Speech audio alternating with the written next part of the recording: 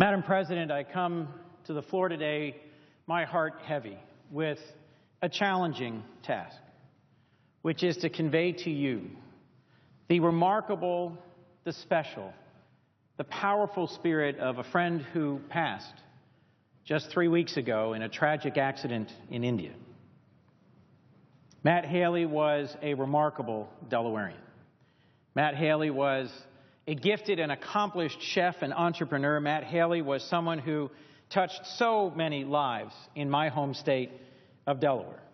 In 2012, Matt won the Delaware Restaurant Association's Cornerstone Award, a Lifetime Achievement Award recognizing restaurateurs who dedicate their lives to humanitarian efforts. Matt owned 8 different restaurants all across the beach region so well known to folks here in Washington. Matt owned restaurants in Rehoboth Beach, Lewis, Ocean View, Bethany Beach, Fenwick, and was involved in dozens of other business enterprises in other states. And in 2014, Matt had the best year he'd ever had in terms of the reach and scope of his potential and his vision and his recognition by his profession. He won the National Restaurant Association Cornerstone Humanitarian Award, and I was thrilled to be able to join in that celebration here in Washington. He won the International Association of Culinary Professionals Humanitarian of the Year Award, and he won the James Beard Humanitarian Award in a remarkable celebration in New York. He won all 3 major recognitions, major awards from the restaurant and culinary industry, the Triple Crown, as it were. Having never met him, you might think that this man, having been so successful as an entrepreneur and a businessman and so recognized and celebrated in all these different ways, would have been puffed up and filled with himself and with pride and with a sense of accomplishment and success. Matt did have a sense of accomplishment and success, but it came from a very different place. And his spirit, his personality was profoundly different than that brief resume might suggest. Because Matt, you see, was someone who had had a second and a third chance at life. And so he embraced it with a passion and an open-heartedness I have never seen anywhere else. Matt was 53 years old and had been sober for 24 years. And Matt, not many years before this remarkable year of success he had this year, had been riding the bus to work as a minimum wage dishwasher as he was reinventing himself. Matt spent 4 years in prison on a 13-year prison sentence. And Matt, as he memorably remarks in a TED Talk he gave just days before he left on this trip to India, just life-altering, terrible experiences as a child. Matt had managed to grow up in an environment and circumstances and have experiences that would mar, that would cripple any human person, any spirit, and had become someone who was violent and was addicted, and inevitably, as a consequence of a lot of his actions, ended up in jail. He was exactly the sort of person that so many would be willing to write off. Yet Matt found an opportunity through the culinary arts, through the simple and powerful skill of cooking for others. He found a pathway back and a roadway up.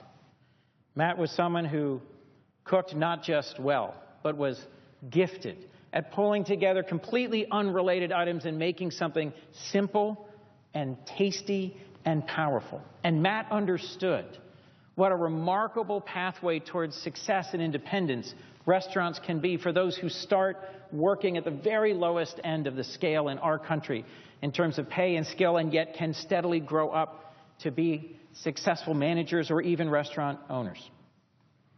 Matt was someone who also had just gotten a positive diagnosis after struggling with a nearly life-ending bout with cancer. Matt had nearly died to this world once as a young man in prison, and then had nearly died to us a second time through cancer. And I was blessed to have gotten to know him just in the last few years, and to have been touched by the power of his energy.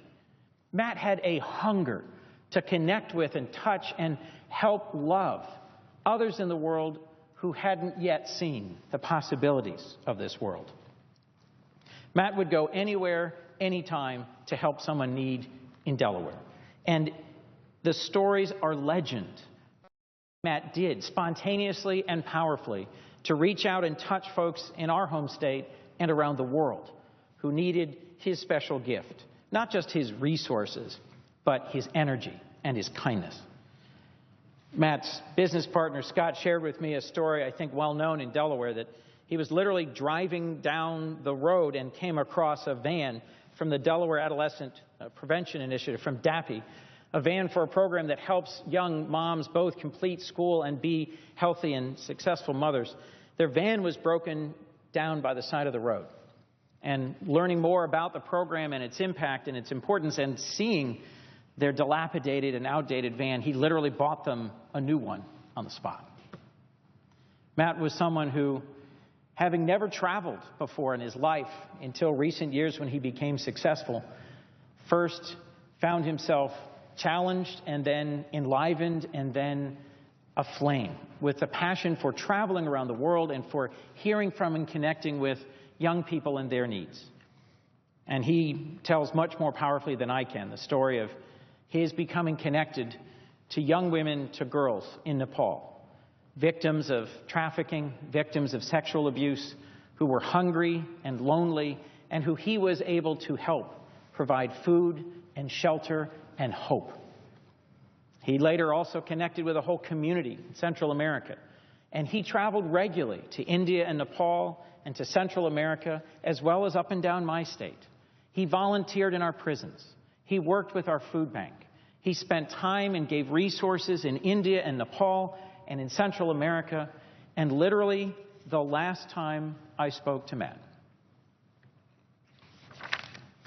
I had just had, I had just had an opportunity to meet a young woman who was truly struggling to find opportunity in our home state. She was a recovering drug addict and came up to me at an event in Dover and frankly said she never believed that someone in my position would care and would work and take any risk to help someone like her find employment. And she was interested in possibly working in a restaurant. And as we talked at greater length, I told her Matt's story. I told her how this young man, full of anger and of abuse and of difficulty in his young life, had ended up an addict and in prison. And yet, through his own determination and through the kindness and partnership of others, had managed to go on and be an incredible success, an employer to hundreds, even thousands, and a contributor and a leader to groups like La Esperanza and the food bank, and to support public school teachers and to support folks coming out of prison. And I asked if she'd be interested in hearing from him.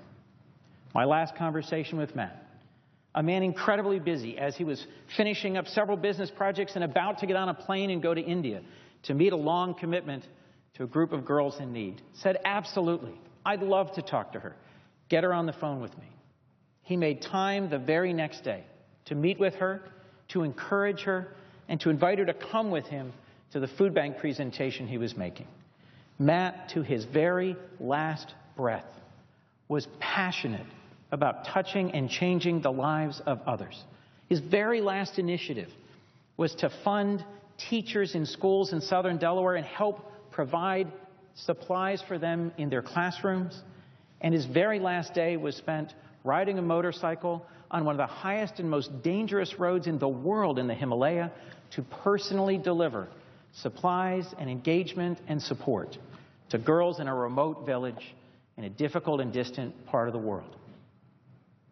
Matt's compassion, his spirit, and his energy touched me and so many others deeply. His determination to do everything he could with every day he had and to make every difference he could in the world should inspire and challenge all of us.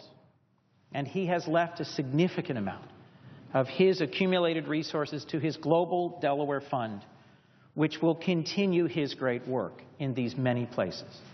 It is my hope, my prayer, that all of us whose lives have been touched by Matt and by his unique and infectious humor and spirit will continue his remarkable lifetime of work.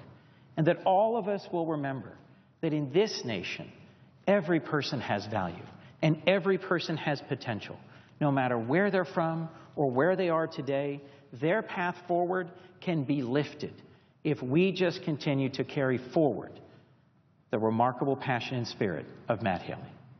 Thank you.